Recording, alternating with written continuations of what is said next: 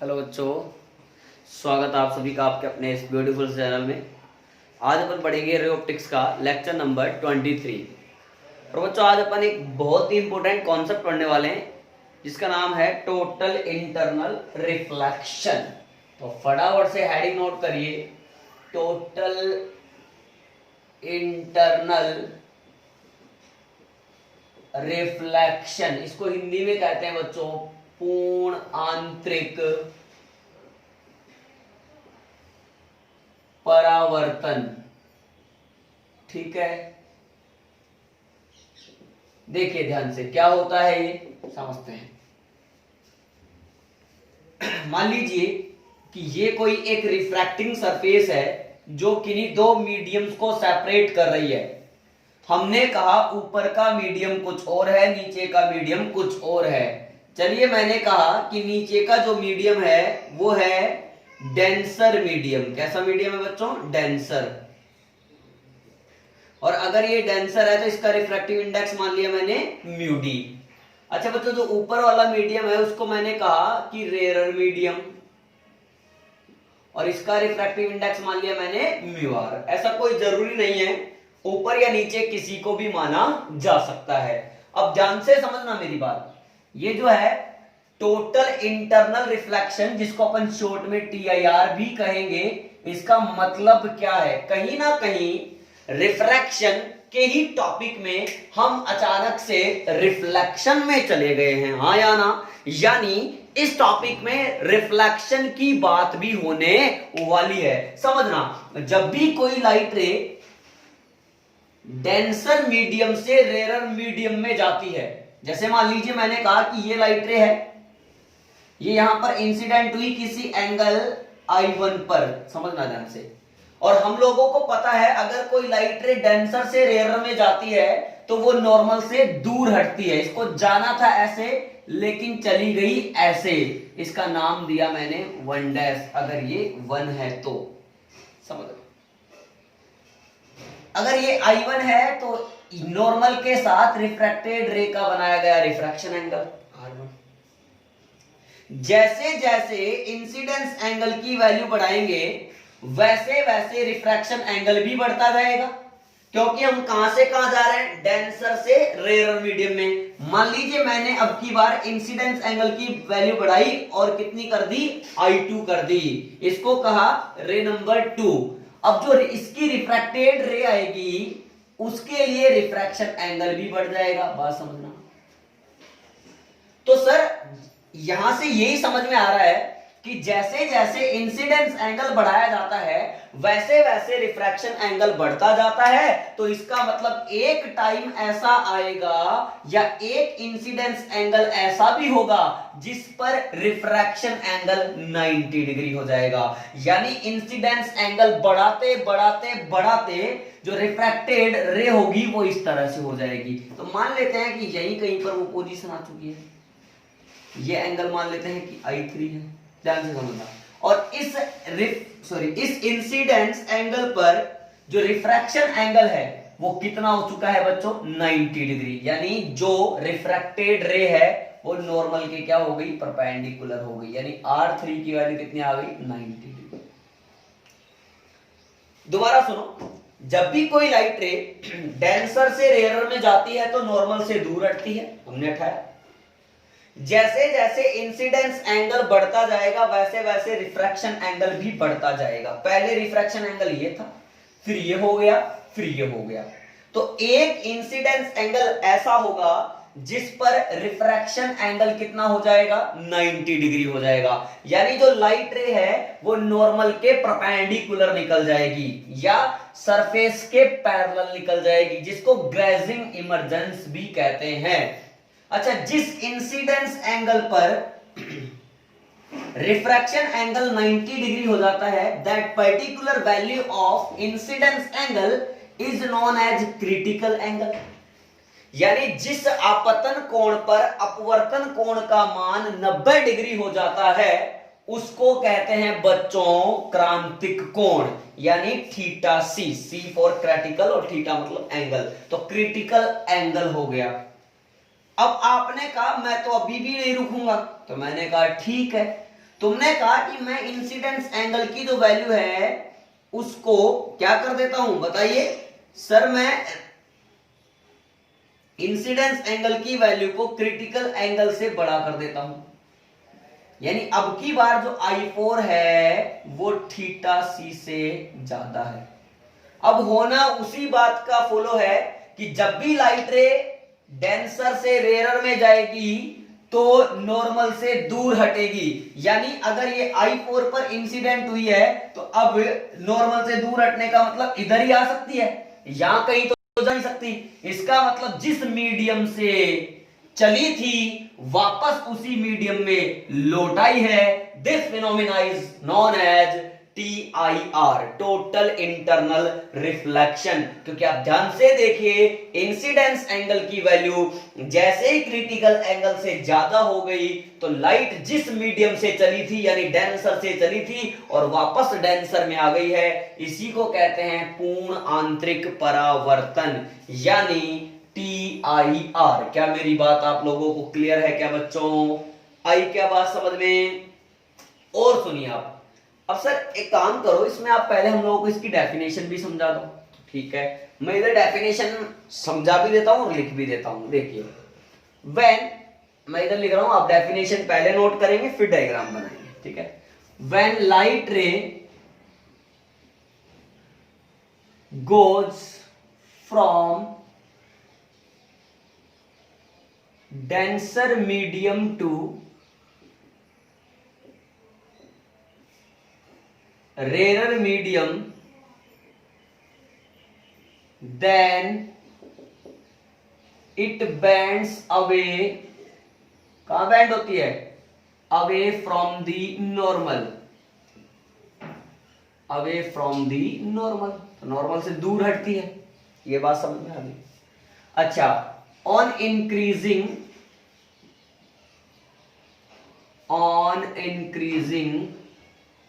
the value of incidence angle,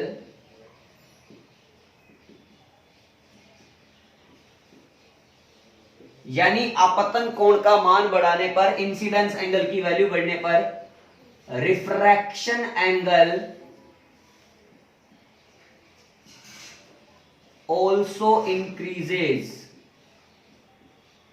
refraction angle भी बढ़ता है। क्लियर? बढ़ते बढ़ते क्या होगा? At a certain value of, देखिए एक लाइन छोड़ के यहां लिख लेते हैं अपन, at a certain value of incidence angle, refraction angle becomes 90 degree।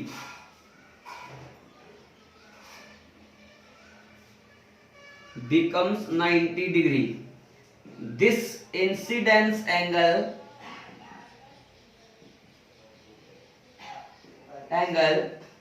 is known as critical angle।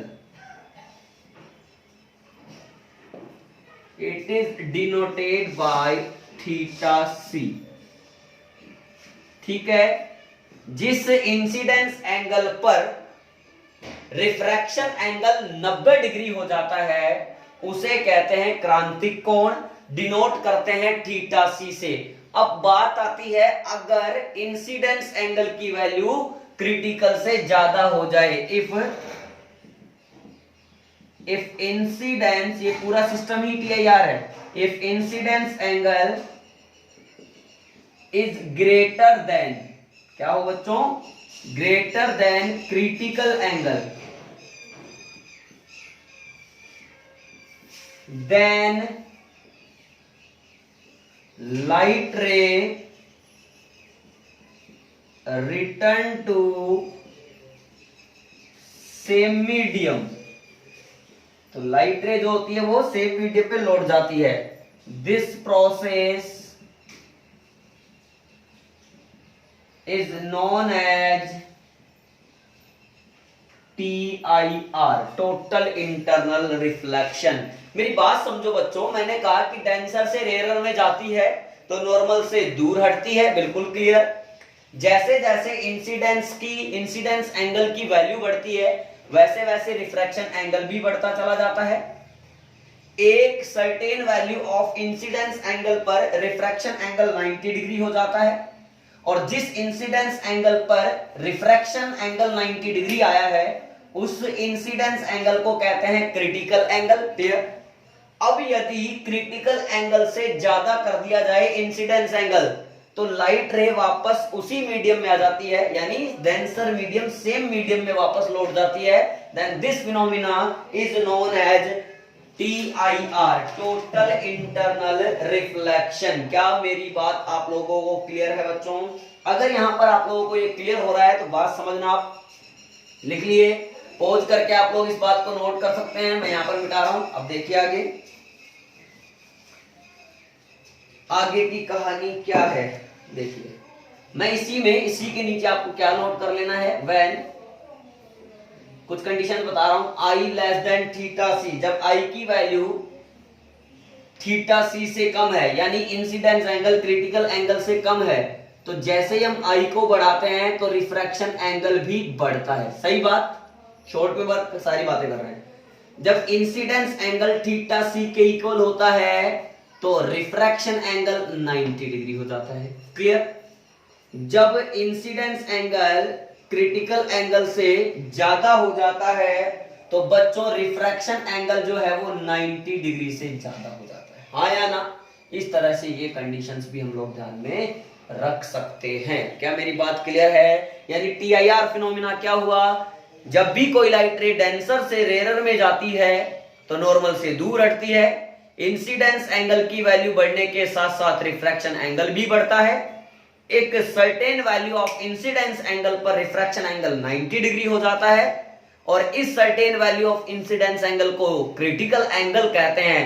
अब यदि यहां से कहानी शुरू होती है, अब यदि इंसिडेंस एंगल की वैल्यू को क्रिटिकल एंगल से भी ज्यादा कर दिया जाए तो रिफ्रैक्शन एंगल 90 डिग्री से ज्यादा हो जाता है, यानी लाइट रे सेम मीडियम में लौट आती है। Then this phenomena, this process is known as total internal reflection, पूर्ण आंतरिक परावर्तन। क्लियर है?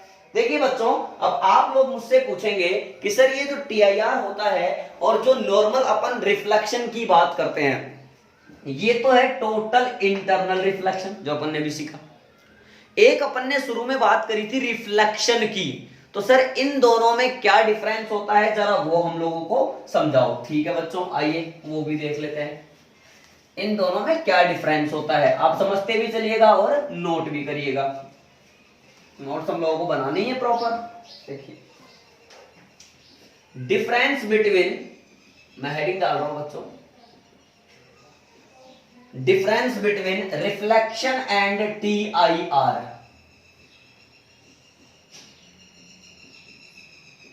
रिफ्लेक्शन और TIR में क्या डिफरेंस होता है। अब पहले आप समझो, मैं आपको 2-3 डिफरेंस बताऊंगा, समझना भैया। मैंने रिफ्लेक्शन के टाइम में ये डेंसर और रेयरर की बात नहीं करी थी। जब सामान्य परावर्तन पड़ा था उस टाइम पर मैंने कोई सघन और विरल माध्यम जैसी कोई बात नहीं करी थी। यानी वी कैन से दैट कि जो रिफ्लेक्शन होता है वो किसी भी मीडियम की सरफेस से हो सकता है, यानी वो डेंसर से भी हो सकता है और रेयरर से भी हो सकता है। लेकिन TIR के लिए एक कंडीशन समझ में आती है कि जब लाइट रे डेंसर से रेयरर में जाती है तभी TIR पॉसिबल है। यानी TIR केवल और केवल रेयरर यानी विरल माध्यम की सतह से ही संभव हो पाता है। क्लियर? पहला डिफरेंस तो ये हुआ। पहला डिफरेंस क्या हुआ बच्चों, क्या समझ में आया कि रिफ्लेक्शन डेंसर और रेयरर किसी भी मीडियम की सरफेस से पॉसिबल है, जबकि TIR केवल रेयरर मीडियम की सरफेस से ही पॉसिबल है। पॉइंट नंबर 2 देखो, रिफ्लेक्शन में अपन ये बोल सकते हैं, अपन ने कोई क्रिटिकल एंगल का नाम नहीं लिया था, तो अपन कह सकते हैं refraction is possible at any value of incidence angle, यानी इंसिडेंस एंगल की किसी भी वैल्यू पर, आपतन कोण के किसी भी मान पर रिफ्लेक्शन पॉसिबल है। But TIR is possible when incidence angle is greater than critical angle, यानी रिफ्लेक्शन के लिए I की वैल्यू कुछ भी हो, लेकिन TIR के लिए I क्या होना चाहिए बच्चों, क्रिटिकल एंगल क्रांतिक कोण से ज्यादा होना चाहिए, तभी TIR हो सकता है। पॉइंट नंबर 2 ये हो गया क्लियर। पॉइंट नंबर 3 देखिए, रिफ्लेक्शन में मैंने कहा था जब भी लाइट रे यहां आती है, टकराती है, जिंगल वाला होता है, लौट जाती है, तो मैंने कहा था कि जितनी लाइट यहां आई है, यानी 100% लाइट आई है, तो 100% लाइट वापस सेम मीडियम में नहीं लौटती है, यानी यहां पर एनर्जी का लॉस होता है। लेकिन TIR ने जितनी लाइट रे हमने दी थी उतनी ही लाइट रे वापस मिलती है, यानी यहां पर एनर्जी का कोई लॉस नहीं होता है। तो मैं आपको ये नोट भी करके दे देता हूं बच्चों। पहला पॉइंट हमने क्या बताया, फटाफट से रिपीट कर लो कि रिफ्लेक्शन जो होता है, reflection is possible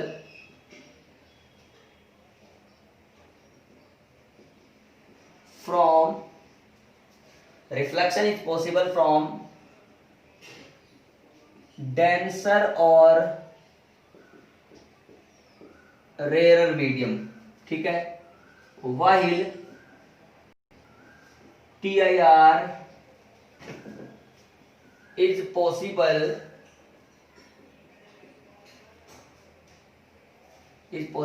only from rarer medium, केवल rarer medium से ही पॉसिबल है। बात समझना, ठीक है। पॉइंट नंबर सेकंड पर क्या कह सकते हैं, reflection is possible,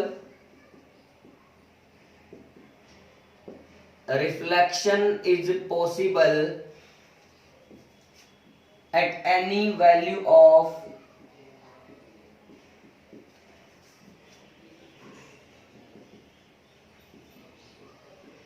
incidence angle, while TIR is possible when I is greater than theta C, यानी इंसिडेंस एंगल जो है वो क्रिटिकल एंगल से ज्यादा होगा तभी पॉसिबल है। इन reflection, third point, energy losses, ठीक है, but in TIR there is no loss of energy,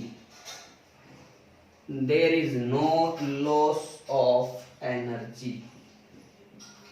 यानी इस तरह से आपको ये तीन जो है बच्चों, तीन डिफरेंस समझ में आ गए। तो इसको मैं अगर समराइज करना चाहूं तो ये लिख सकता हूं, जब I की वैल्यू थीटा सी से कम हो या बराबर हो तो हम कह सकते हैं रिफ्लेक्शन भी पॉसिबल है इस कंडीशन में, तो और रिफ्रैक्शन भी हुआ है, reflection and refraction both are possible, ठीक है। लेकिन जब I की वैल्यू थीटा सी से ज्यादा होगी तो ओनली TIR। हाँ, लेकिन मैं ये जो कंडीशन लिख रहा हूं वो कब लिख रहा हूं, जब लाइट रे कहां से कहां जा रही है, डेंसर से रेयर में जा रही है, only TIR is possible. Clear, बात समझो। जब इंसिडेंस एंगल की वैल्यू क्रिटिकल एंगल से कम हो या उसके इक्वल हो तो रिफ्लेक्शन भी हो सकता है और रिफ्रैक्शन भी हो सकता है, सिंपल। लेकिन अगर इंसिडेंस एंगल की वैल्यू क्रिटिकल एंगल से ज्यादा आ जाएगी तो केवल क्या होगा बच्चों, केवल TIR ही यहां पर होगा। क्लियर है। इस तरह से हमने क्या देखा, रिफ्लेक्शन और TIR में अंतर देख लिया। सामान्य परावर्तन और पूर्ण आंतरिक परावर्तन में क्या डिफरेंस होता है वो हम लोगों ने सीख लिया है। क्या मेरी बात क्लियर है बच्चों?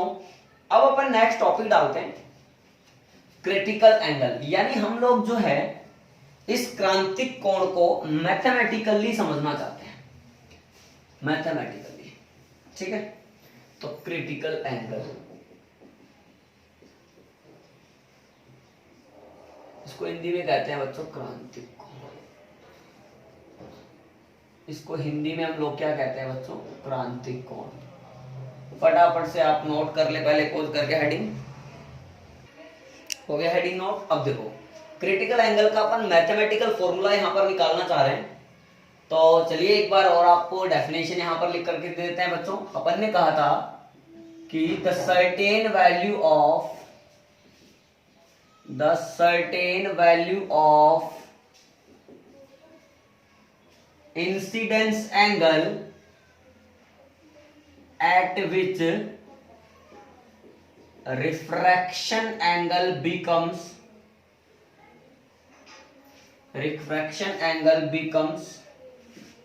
90 degree is called critical angle. इसको हम लोग क्या कहते हैं? क्रिटिकल एंगल कहते हैं। इसको किससे डिनोट करते थे बच्चों? थीटा सी से।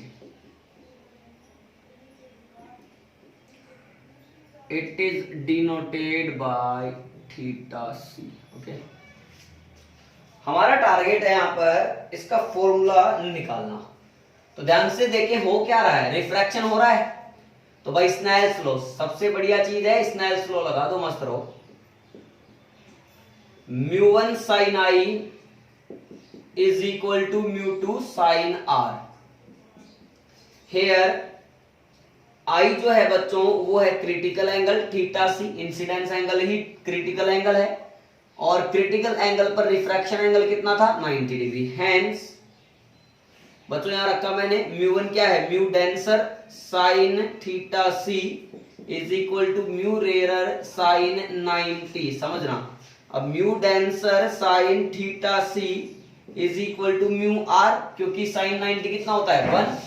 अब यहां से sin थीटा सी अगर निकालें तो sin थीटा सी मेरे पास आ गया mu are upon mu D. हाँ या ना? इक्वेशन नंबर हो गया ये सेकंड। क्लियर? म्यू आर मतलब refractive index of rarer medium, mu D मतलब refractive index of denser medium. Clear है? अच्छा मान लीजिए अगर रेयरर मीडियम एयर हो, if rarer medium is air then mu R is equal to 1 होगा। अगर रेयरर मीडियम एयर होगा तो mu R is equal to 1 होगा, तो साइन थीटा सी की वैल्यू कितनी होगी? 1 अपॉन म्यू डी। इसको जनरलाइज करके म्यू डी को मैंने ओनली क्या लिख दिया बच्चों? म्यू लिख डाला, यानी साइन थीटा सी बराबर आ गया 1 अपॉन म्यू। Equation number 3। और इसको थीटा से अगर निकालना हो तो क्या लिखें? Sine inverse 1 upon mu. इस तरह से भी लिखा जा सकता है। हाँ, लेकिन साइन थीटा सी बराबर 1 अपॉन म्यू लिखना गलत है, क्योंकि यहां पर एक्चुअल फॉर्मूला है mu are upon mu d. देखिए, लेकिन अभी हमने रेयरर मीडियम किसको मान लिया? एयर को मान लिया। तो एयर के लिए रिफ्रैक्टिव इंडेक्स 1 होता है, तो अभी तो ठीक है। बाकी हमेशा के लिए ये फॉर्मूला एप्लीकेबल नहीं है। हमेशा के लिए जो फॉर्मूला सही है वो ये है, साइन थीटा सी बराबर mu are upon mu d. Clear है? इस तरह से आप ये क्रिटिकल एंगल की वैल्यू भी नोट कर सकते हैं। अब यहां से देख करके ये समझ में आता है कि सर जो क्रिटिकल एंगल होता है वो म्यू पर डिपेंड करता है। अगर म्यू ज्यादा होगा तो थीटा सी कम होगा, और अगर म्यू कम होगा तो थीटा सी ज्यादा होगा। क्लियर है? तो इन बातों को अपन नोट में भी लिख सकते हैं। पहले आप इतना नोट करें बच्चों, फटाफट से कर लिए। देखिए आगे आते हैं। मैं क्रिटिकल एंगल के बारे में ही कुछ लाइनें आप लोगों को बता रहा हूं, समझना वापस। तो नोट में लिख सकते हैं, चाहे तो अपन उनको नोट लगाकर भी लिख सकते हैं। तो नोट फर्स्ट पॉइंट, म्यू पर डिपेंड करता है। इसका मतलब ये हुआ कि sir theta see depends upon the pair of medium, माध्यम के युग्म, यानी म्यू पर डिपेंड करता है। ठीक है? सेकंड पॉइंट अपन ये लिख सकते हैं नोट का। देखो भैया, अलग अलग कलर की लाइट के लिए क्रिटिकल एंगल सेम नहीं होता है।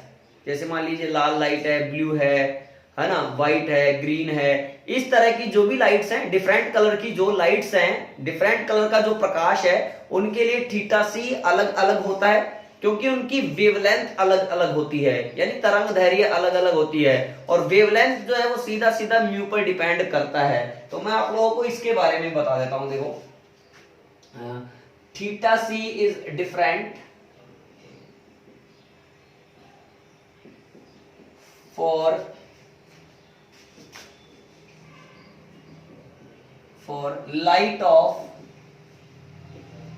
Lights off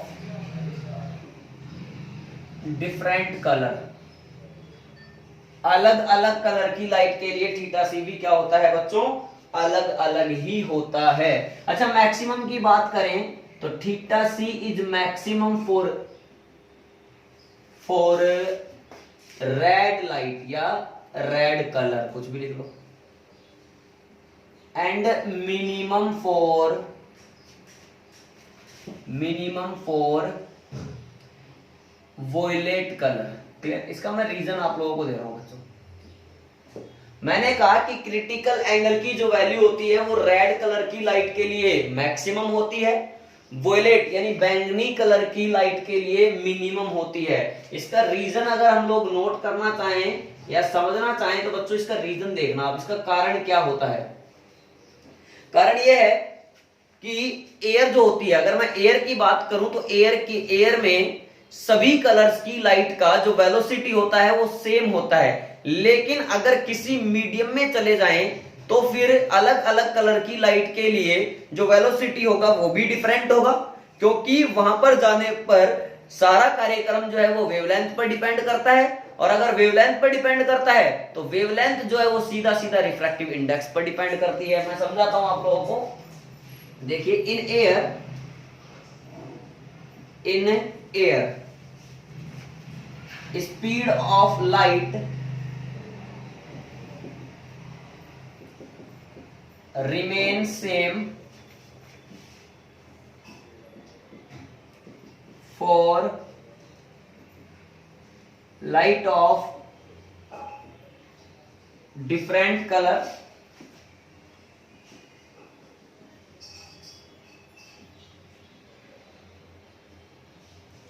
but in medium speed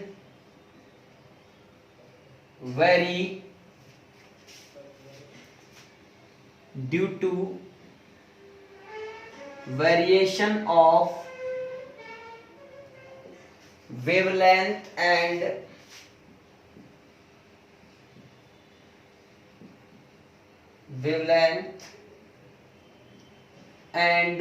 refractive index.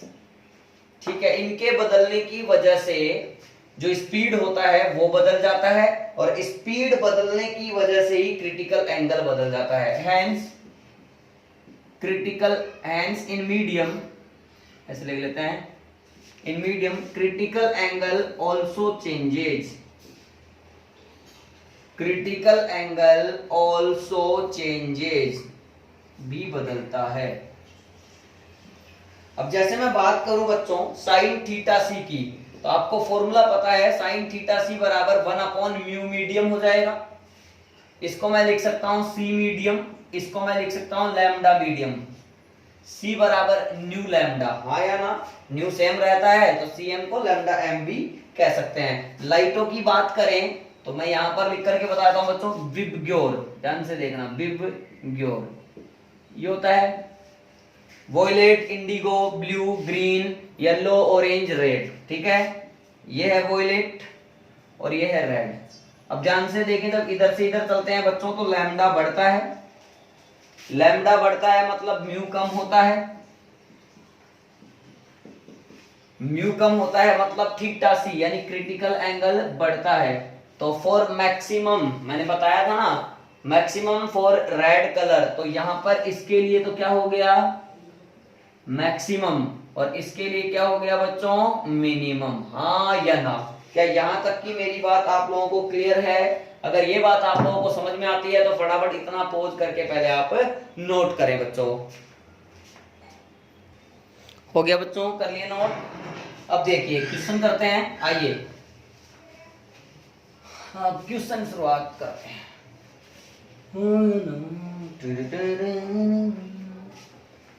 देखिए पहला प्रश्न देखिए बच्चों, फॉर लाइट के लिए, प्रकाश के लिए हमने कहा कि lambda of light in air is equal to 5000 angstrom, 5000 angstrom.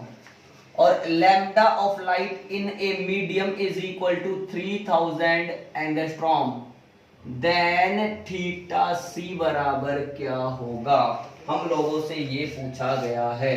तो घबराने की कोई जरूरत नहीं है बच्चों, बिल्कुल आसान सी प्रोफाइल यहां पर है, आप देख सकते हैं। तो देखिए क्या करना है sir, we know that sine theta C का जो फॉर्मूला है सीधा सीधा पहले हम वो लोग लगा लेते हैं, 1/म्यू मीडियम। अगर एयर की बात कर रखी है तो मैंने पहले 1 लिख लिया, नहीं तो मैं आपको बताया mu rare upon mu denser लिखता, तो 1/म्यू मीडियम। ध्यान से देखना, अब म्यू मीडियम हमारे पास नहीं है तो अगेन हमें तलाश करनी पड़ेगी म्यू मीडियम की। तो म्यू मीडियम बराबर, मैंने कहा था refractive index is defined as the ratio of speed of light in air upon speed of light in medium. तो c air upon c medium, c air, c को लिख सकते हैं न्यू लैम्डा, तो nu lambda air upon nu lambda medium. मुझे पता है refraction में फ्रीक्वेंसी सेम होती थी तो मैंने ऊपर नीचे न्यू ले लिया, तो म्यू एम का जो फॉर्मूला आ गया बच्चों वो आ गया lambda air upon lambda medium. अब ये पता तो जो है लापता मिल गया उसका पता, ये है 5000 बटे ये है 3000, बच्चों ये 3 जीरो कैंसिल हो गई, तो कुल मिलाकर के जो रिफ्रैक्टिव इंडेक्स ऑफ मीडियम है वो आया मेरे पास 5/3। हेंस फ्रॉम इक्वेशन 1 वापस से पहले इक्वेशन में चले गए, और जैसे ही पहले इक्वेशन में चले गए तो साइन थीटा सी बराबर 1/म्यू एम, तो 1/3/5, 5 ऊपर, तो sine theta C is equal to आ गया 5/3। अब मैं ध्यान से देखूं, अच्छा बच्चों उल्टा कर दिया ना, यहाँ पे आएगा 5 और यहाँ पर आएगा बच्चों 3, तो ये आएगा sine theta C is equal to 3/5। अच्छा बच्चों थीटा सी निकालूं तो कितना आ रहा है, साइन इनवर्स 3/5।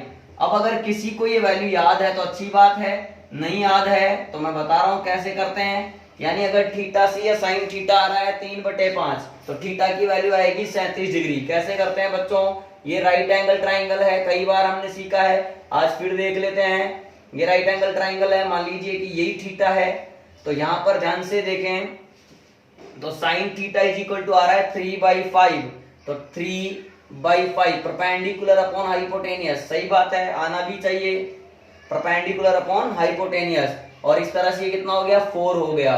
तो ये बच्चों अब ये थीटा है, तो यहां पर ये फिक्स एंगल है, देखो ये होता है 90 डिग्री, ये दोनों का सम होना चाहिए 90 डिग्री। अब इसके सामने वाली जो साइड है वो इन तीनों में सबसे बड़ी है, बिकॉज ये एंगल सबसे बड़ा है 90 डिग्री, तो 90 डिग्री के सामने जो साइड आती है वो सबसे बड़ी आती है, 5 आ गई हाइपोटेनियस। अब ये दोनों एंगल में से किसी को भी 37 और किसी को भी 53, 53 मान सकते हैं, लेकिन मान लीजिए मैंने इसको 37 कहा तो सही बात है इसको 53 कहना पड़ेगा। ध्यान ये रखना है, तो 53 के सामने जो होगा वो इन दोनों में से बड़ा आएगा, तो 53 के सामने आएगा 4 और 37 के सामने आएगा 3। क्लियर है, तो साइन थीटा अगर 3/5 आ रहा है मतलब थीटा कितना आ रहा है 37 डिग्री आ रहा है, सीधा सीधा सवाल था। क्लियर, नेक्स्ट सवाल देखते हैं बच्चों, नेक्स्ट सवाल देखते हैं एक और देखिए, आइए। When light ray goes, या ऐसे लिख दो, enter in a medium from air, then its velocity becomes half. Find theta C. बोल रहा है जब लाइट रे एयर से किसी मीडियम में प्रवेश करती है, वायु से किसी माध्यम में प्रवेश करती है, तो उसका वेलोसिटी क्या हो जाता है, आधा हो जाता है। तो बताइए क्रिटिकल एंगल क्या होगा। अरे फर्जी सवाल हो गया बच्चों, पहले अगर सी नोट था तो बाद में हो गया वेलोसिटी c0/2, बस इतनी सी बात। तो साइन थीटा सी बराबर 1/म्यू एम, इक्वेशन नंबर फर्स्ट, समझ गए क्या। अब ध्यान से देखें तो अगेन म्यू एम हम लोग यहाँ पर निकालते हैं। म्यू एम जो आएगा बच्चों वो आएगा मेरे पास सी नॉट अपॉन सी एम। तो सी नॉट एयर में तो सी नॉट ही होता है। अब मीडियम में जाने पर पहले का आधा यानी C naught by two, C naught से सी नॉट कैंसिल, तो म्यू एम की वैल्यू आ गई बच्चों मेरे पास में 2। हाँ या ना? वापस से उठाकर यहाँ पटक दूंगा, पटकना मुझे अच्छे से आता है। अगेन फ्रॉम इक्वेशन 1, हाँ या ना? अरे साइन थीटा सी जो आएगा वो आएगा 1/2 और साइन में 1/2 कहाँ होता है? 30 डिग्री पर होता है, यानी π/6 पर होता है। हाँ या ना? समझ में आती है क्या मेरी बातें? फटाफट से इतना नोट करें पॉज करके बच्चों, फिर आगे चलते हैं। हो गया बच्चों? अब नेक्स्ट सवाल देखते हैं, एक और अच्छा सा सवाल करते हैं। आइए पॉज करके आप लोग ट्राई करेंगे सवाल को, देखिए कर लेंगे मुझे पता है। देखिए सवाल क्या है समझो। ये एक टंकी है, टंकी क्या है? टंकी। हाँ या ना? इस तरह से इसमें कोई लिक्विड भरा हुआ है। क्या भरा हुआ है बच्चों? लिक्विड। इस तरह से जब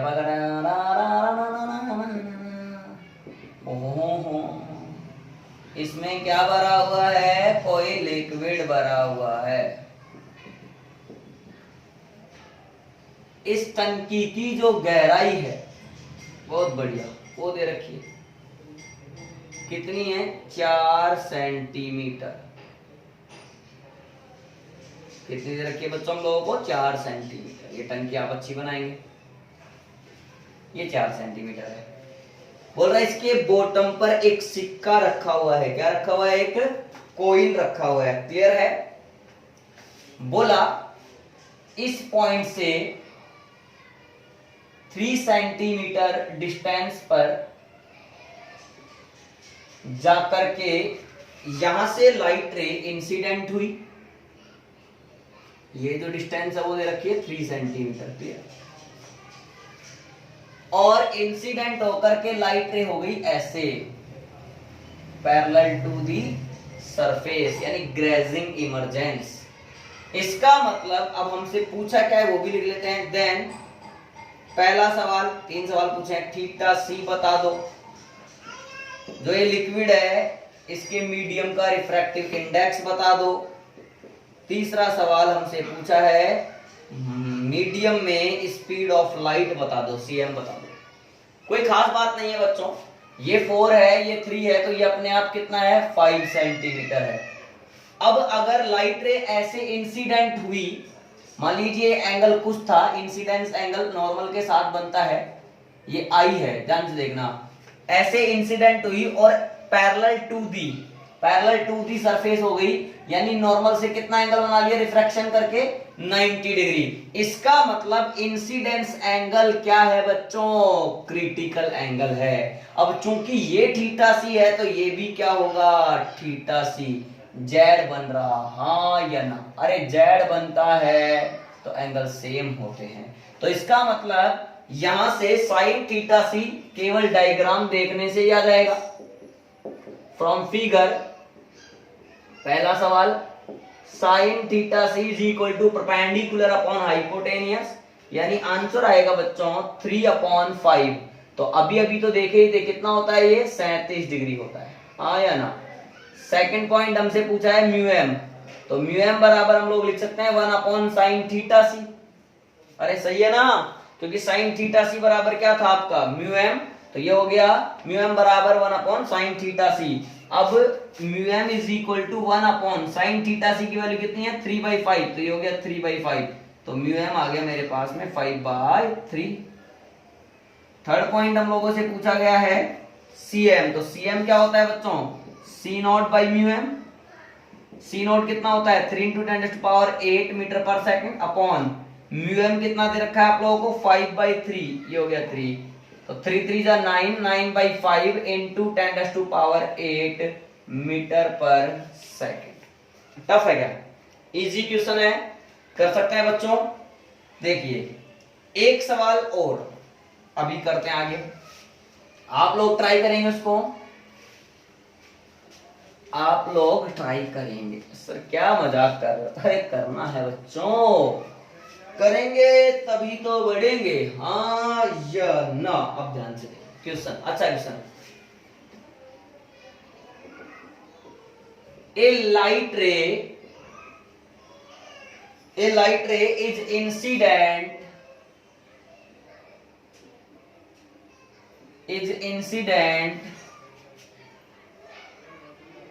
on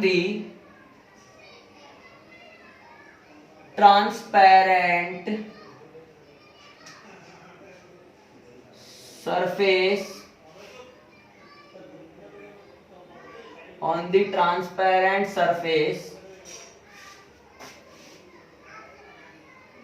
parallel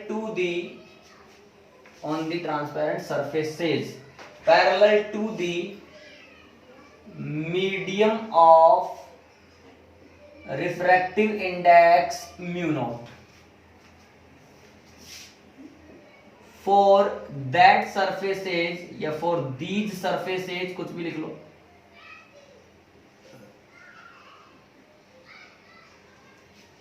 these surfaces refractive index, अच्छा सवाल है, वेरी एज, इस तरह से बदलता है। कैसे बदलता है? Mu n is equal to mu n, n क्या है उस, देखो मैं भी समझा दूंगा। जैसे क्या कह रहा है ये बच्चों, इस तरह से कोई बात कह रहा है, अरे ये कोई म्यू नॉट रिफ्रैक्टिव इंडेक्स का कोई मीडियम है, इसके पैरेलल ट्रांसपेरेंट सरफेसेज हैं, क्लियर, एन उस सरफेस का नंबर है, तो रिफ्रैक्टिव इंडेक्स कैसे वेरी कर रहा है? म्यू एन बराबर mu naught plus mu naught upon 14 minus 4n, ठीक है। देन ठीक है, इस तरह से परिवर्तित होता है, इस तरह से बदलता है। Then from which surface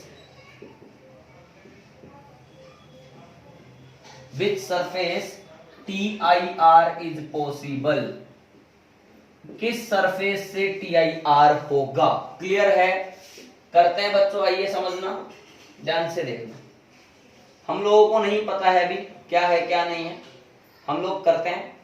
for surface 1 या व्हेन फॉर n बराबर 1, म्यू 1 कितना आ रहा है? म्यू नॉट प्लस, ध्यान से देखो, mu naught plus mu naught upon 14 minus 4 into 1 4, तो ये हो गया mu naught plus mu naught by 10, यानी ये हो गया मेरे पास 11 म्यू नॉट बटे 10, यानी 1.1 म्यू नॉट, क्लियर।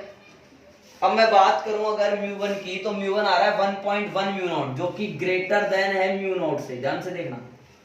अरे TIR क्या है, मैंने क्या बताया था? TIR केवल और केवल रेयर मीडियम की सरफेस से ही पॉसिबल है, यानी TIR तभी हो सकता है जब लाइट रे डेंसर से रेयर में जा रही हो। अब अगर ध्यान से देखें तो ये क्या है बच्चों, अरे बोलो ना यार, ये क्या है? 1.1 म्यू नॉट, यानी इसका रिफ्रैक्टिव इंडेक्स ज्यादा है, तो सीधी सीधी मुझे बात समझ में आती है कि ये वाला जो मीडियम है वो कैसा मीडियम है बच्चों? डेंसर मीडियम है, डेंसर मीडियम है। तो इससे पिछला वाला कैसा हुआ? फिर रेयर हुआ, यही तो समझ में आया। तो क्या क्या यहाँ पर TIR होगा? मैं यहाँ पर चित्र बना देता हूँ, एक साइड में आपको चित्र बना के समझा भी दूंगा।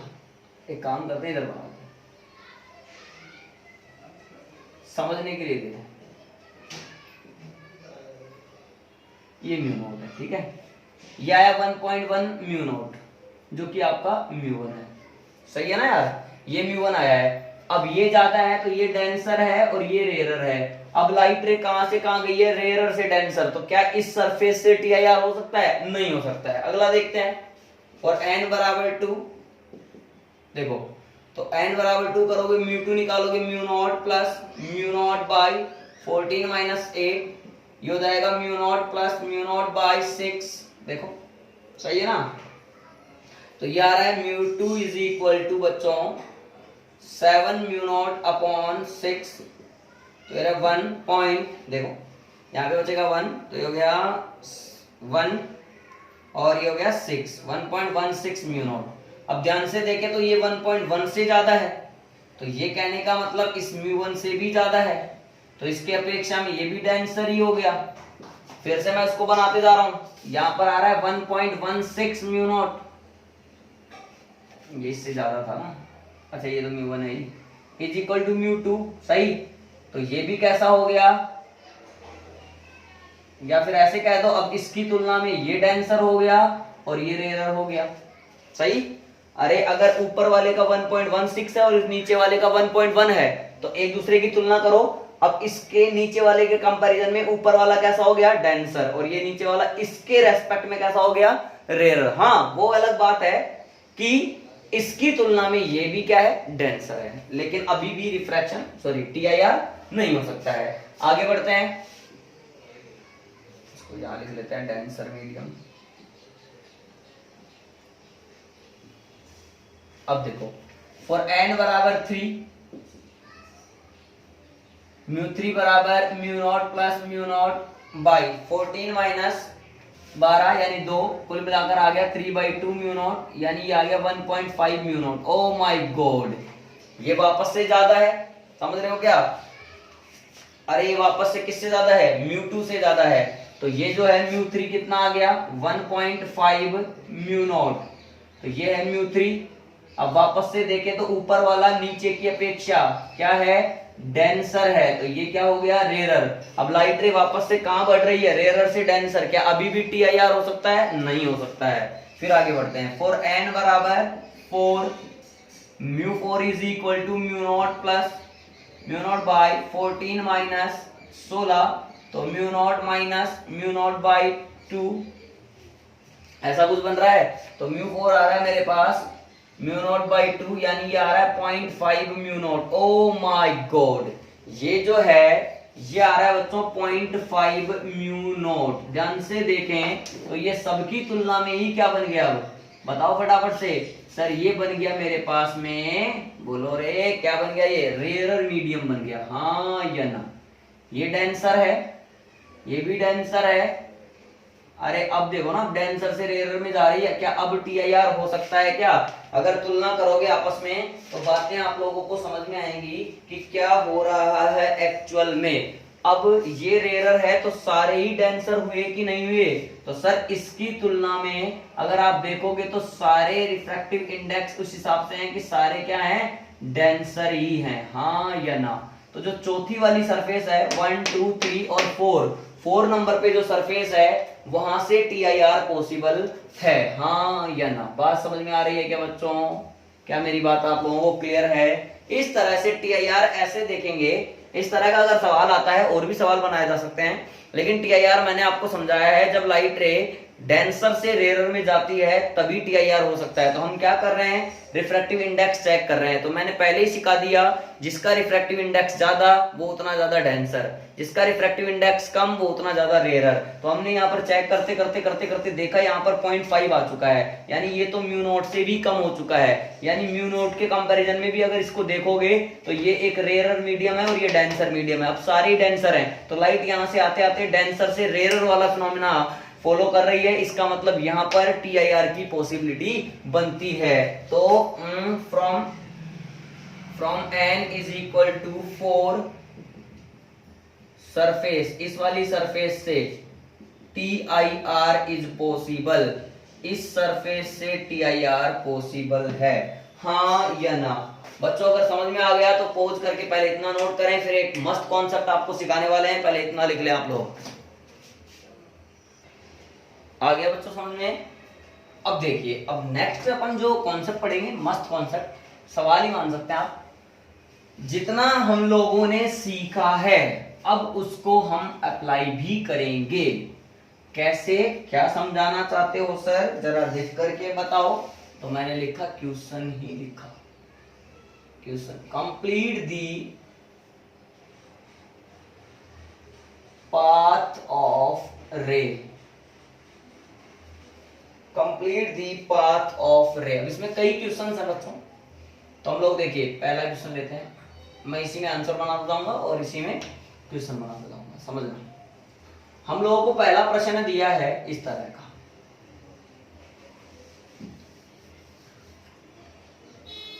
बोल रहा है कि ये ग्लास फ्रेम है इस तरह से, ठीक है, ये ग्लास है,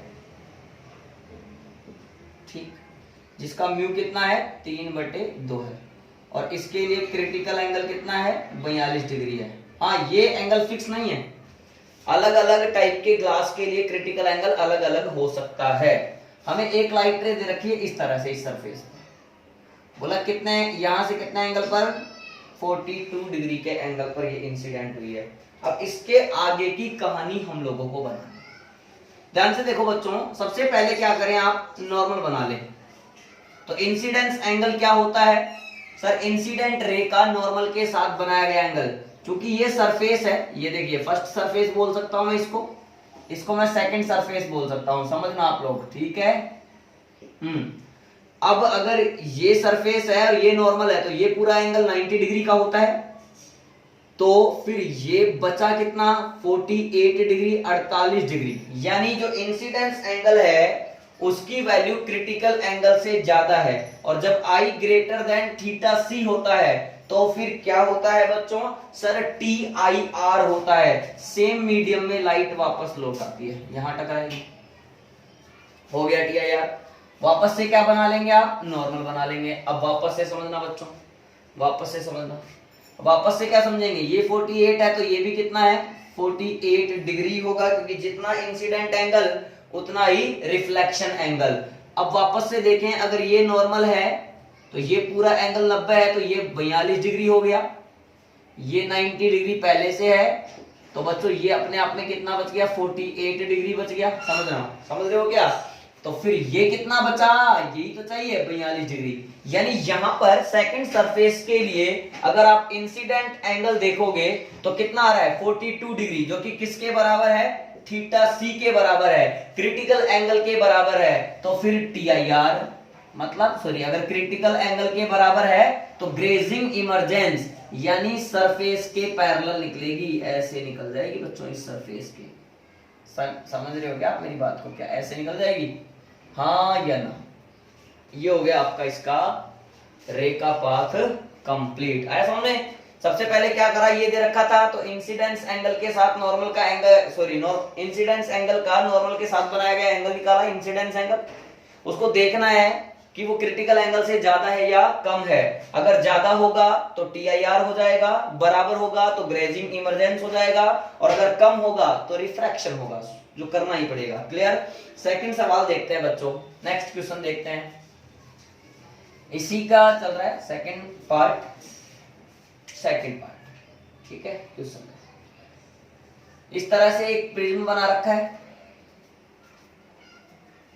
बोला ये 90 डिग्री है, ये 45 डिग्री है, ठीक है। और एक लाइट रे इस पर, इस वाली सरफेस पर नॉर्मली इंसिडेंट यानी 90 डिग्री का एंगल बनाते हुए इंसिडेंट हो रही है। तो बाकी हम लोगों को सारा काम बताना है। ये ग्लास है,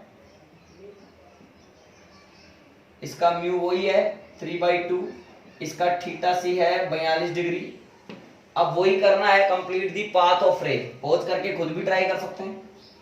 अब आप एक बात समझो, जब भी कोई लाइट रे रिफ्रैक्टिंग सरफेस पर परपेंडिकुलरली इंसिडेंट होती है, समझाया था मैंने, अभी लंबवत आपतित होती है तो वो सीधी ही निकल जाती है, हाँ या ना। इसका मतलब अगर ये हमको दिया गया है तो लाइट रे सीधी ऐसे ही जाएगी, ये भी 90 डिग्री का बनेगा, ये 45 है, ये 90 है, तो ट्राइंगल के तीनों एंगल का सम 180 होता है, उस हिसाब से ये 45 हो गया।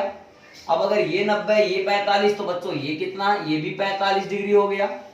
लेकिन हमें क्या करना है, नॉर्मल से देखना है, तो पहले नॉर्मल बनाएंगे, ये नॉर्मल हो गया। अब ये 45 है तो ये कितना है, 45 डिग्री ही होगा, बिकॉज सरफेस जो होती है वो हमेशा नॉर्मल के परपेंडिकुलर होती है। तो ये 45 डिग्री हो गया। अब ध्यान से देखें तो यहाँ पर इंसिडेंस एंगल जो है 45 आ रहा है, क्रिटिकल कितना है 42, यानी I की वैल्यू क्रिटिकल एंगल से ज्यादा है। तो फिर क्या होगा बच्चों, TIR होगा, यानी लाइट रे ऐसे आ जाएगी, जितना इंसिडेंट एंगल उतना ही रिफ्लेक्शन एंगल, ठीक है क्या। इस तरह से ये कार्यक्रम हमारा सेट हो जाएगा। आया समझ में। इस तरह से ये यहाँ पर पाथ कंप्लीट हो चुका है। तीसरा सवाल एक और हम लोग देखते हैं बच्चों, उम्मीद है आप लोग ट्राई करेंगे उसको। देखिए एक सवाल इसी तरह का, थर्ड पॉइंट इसका, देखिए आप करना बच्चों इसको। ऐसा सीन है, कैसा सीन है, कैसा सीन है, कैसा सीन है। ये 60 डिग्री बोल रहा है, ये 90 होता ही है, ये 30 हो गया अपने आप में, बोल भी रहा है। लाइट रे ऐसे आ रही है, परपेंडिकुलरली ही आ रही है। हमने बोला ठीक है, उसने बोला ठीक है। ये वही ग्लास है, इसका म्यू दे रखा है 3/2, क्रिटिकल एंगल दे रखा है थीटा सी बराबर 42 डिग्री। वही बोला है। एक यहाँ पर एक चीज और हम लोगों को दी है given, sine inverse 3/4 is equal to 49 degree. नहीं पता इसका क्या मतलब है, सवाल शुरू करते हैं, पता चलेगा आप लोगों को। 90 डिग्री पर आइए, सीधी निकलेगी। सबसे पहले ये 30 है, ये 90 है, तो ये हो गया 120, तो ये बचा बच्चों 60 डिग्री, हाँ या ना। ध्यान से देखें तो नॉर्मल जब बनाएंगे तो ये मेरे पास इंसिडेंस एंगल आ जाएगा 30 डिग्री। अब अगर इंसिडेंस 30 आया है और क्रिटिकल है 42, तो इंसिडेंस की वैल्यू है क्रिटिकल से कम, तो इस कंडीशन में बच्चों क्या होगा, रिफ्रैक्शन होगा, यानी लाइट रे जो है वो बाहर निकलेगी। अब बाहर निकलने का मतलब है कि डेंसर से रेयर मीडियम में जाएगी, तो नॉर्मल से दूर हटेगी, यानी इस तरह से। बात समझना, ये हो गया आपका रिफ्रैक्शन एंगल। अब हम लोग क्या करना चाहते हैं, इस रिफ्रैक्शन एंगल की वैल्यू निकालना चाहते हैं, तो लगा डालो क्या, स्नेल्स लो, इस पॉइंट पर स्नेल्स लो लगा लो। इसके लिए क्या करोगे बच्चों, इसके लिए हम लोगों को कुछ नहीं करना है। देखिए mu glass sine 30 is equal to mu air sine are, ऐसे ही होता है। अब म्यू ग्लास कितना दे रखा है आप लोगों को, 3/2, साइन 30 होता है 1/2, म्यू एयर होता है 1, और साइन आर हम लोगों को नहीं पता है, तो साइन आर की वैल्यू आ गई मेरे पास 3/4। ओ माय गॉड, इसीलिए दिया गया था आर बराबर साइन इनवर्स 3/4, तो इसका मतलब आर की वैल्यू आ रही है बच्चों 49 डिग्री, 49 डिग्री हमारे पास इसकी वैल्यू आ गई। यानी ये जो रिफ्रैक्शन होगा इसके लिए रिफ्रैक्शन एंगल की वैल्यू आ रही है 49 डिग्री। क्लियर है, इस तरह से इसका भी हम पाथ कंप्लीट कर सकते हैं। एक सवाल और बच्चों जो आप लोग ट्राई करेंगे, इसी का एक और पार्ट देखें, पार्ट नंबर 4 देखें आप इसका।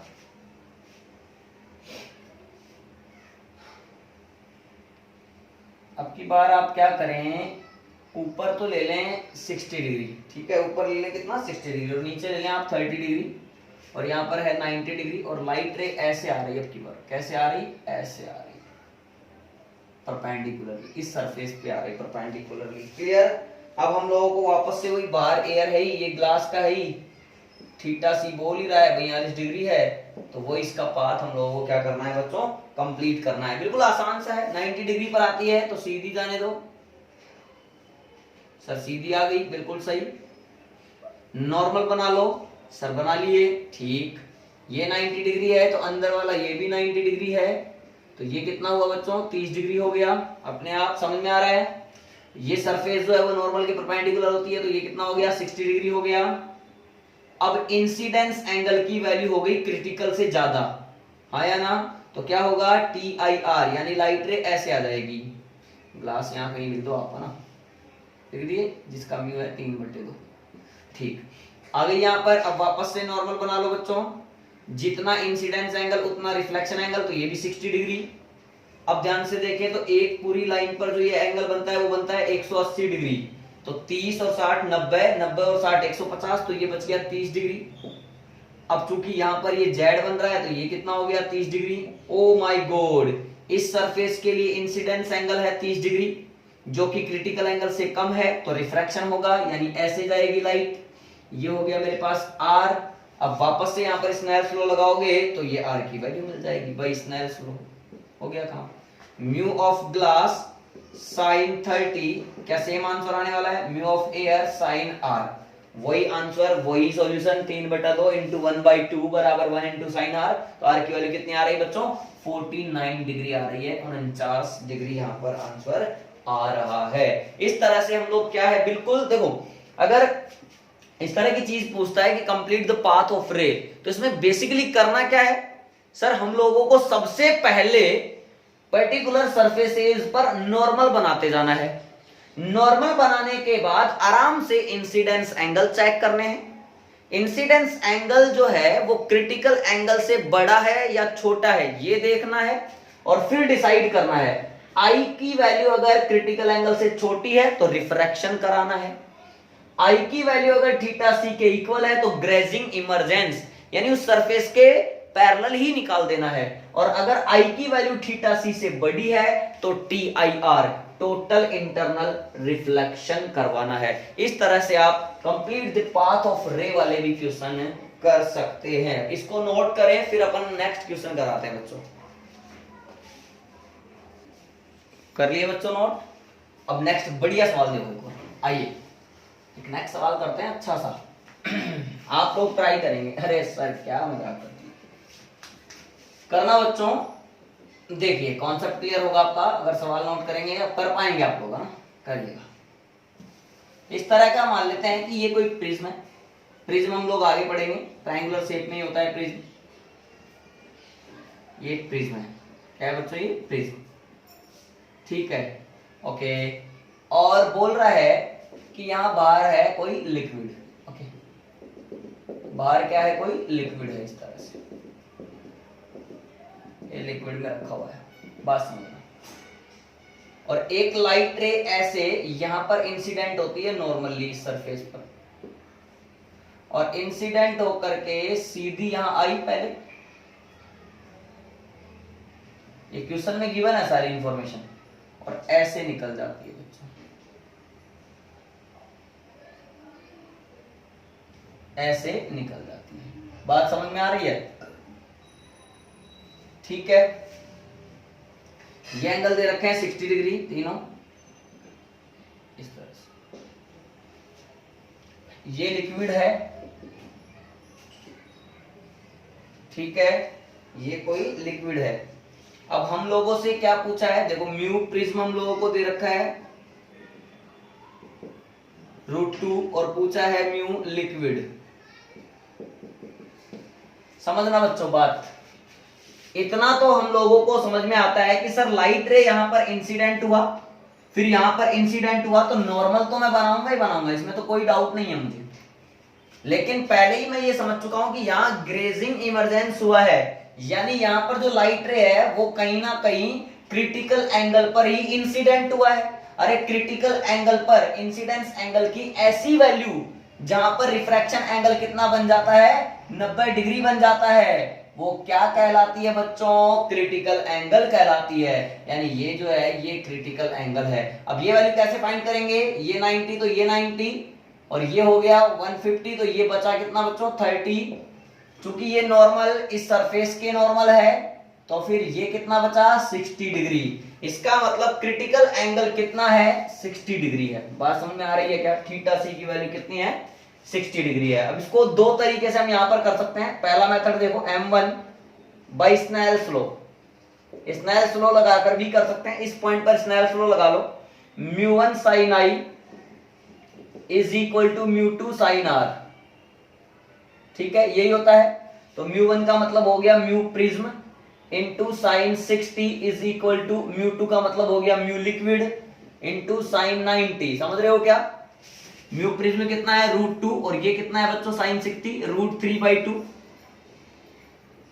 तो यहां पर मेरे पास ये आ गया म्यू लिक्विड इंटू 1, तो 2 से 2 कैंसिल, तो बच्चों मेरे पास म्यू लिक्विड की वैल्यू जो आ रही है वो आ रही है √3। हाँ जन, तो आसान सा प्रोफाइल था, आराम से करेंगे। अगर कॉन्सेप्ट दिमाग में बिठाएंगे तो आराम से करेंगे, रट्टा नहीं मारना है। क्लियर हुआ बच्चों? अब नेक्स्ट क्वेश्चन एक और देखो, आप लोग ट्राई करेंगे नेक्स्ट क्वेश्चन। माना कि ये इस तरह से कोई ऑप्टिकल फाइबर है। सर ये ऑप्टिकल फाइबर क्या होता है जो TIR पर काम करता है? सर आगे बताओगे क्या? बिल्कुल बताऊंगा बच्चों, अभी समझ लो कि सिलेंड्रिकल कोई कांच का ऑब्जेक्ट है, ठीक है, और इस तरह से लाइट रे यहां पर इंसिडेंट हुआ थीटा एंगल पर, और फिर ऐसे और फिर ऐसे। ओ माय गॉड, वापस से TIR हुआ, ठीक है, वापस से क्या हुआ बच्चों? TIR हुआ। इस ऑब्जेक्ट के लिए या जिस भी मटेरियल का ये बना हुआ है इसके लिए हम लोगों को रिफ्रैक्टिव इंडेक्स दे रखा है 2/√3। बाहर क्या है? एयर। तो हम लोगों को बताना है थीटा क्या होगा। सबसे पहले क्या करो, जहां भी नॉर्मल की जरूरत है वहां नॉर्मल करो, ठीक, क्योंकि क्रिटिकल एंगल ही बनेगा। वापस दिख रहा है? तो बच्चों ये 90 डिग्री है, ये थीटा सी है, तो ये कितना है? 90 माइनस थीटा सी। हम लोगों को किसकी बात करनी है? थीटा की।